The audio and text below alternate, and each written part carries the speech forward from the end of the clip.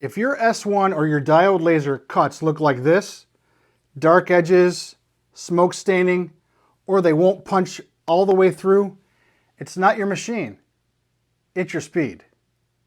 4 mistakes, 4 consequences, fast fixes. I'm using 3mm basswood on the S1. The air assist is on. Each mistake is under a minute.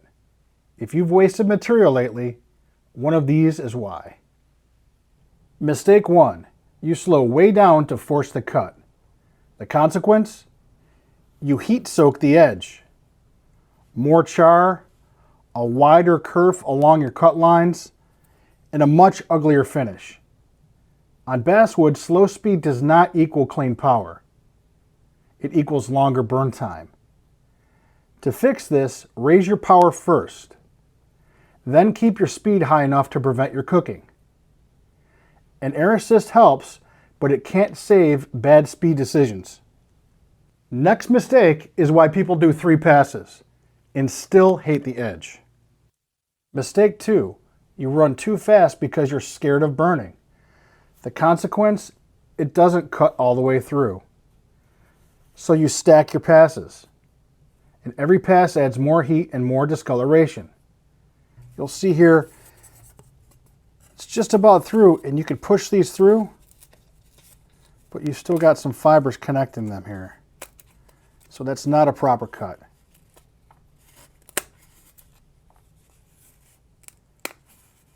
If you adjust the speed properly, you can get these to fall out and you've got no hangers in here. To fix this, don't add passes first. First, bring your speed down into a range, then adjust your power slightly, then retest.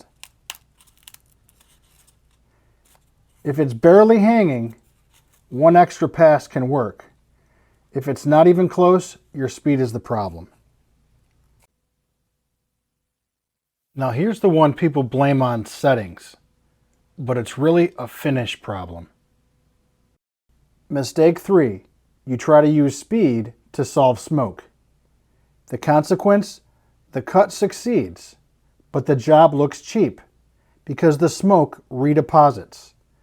Watch this. The top looks fine.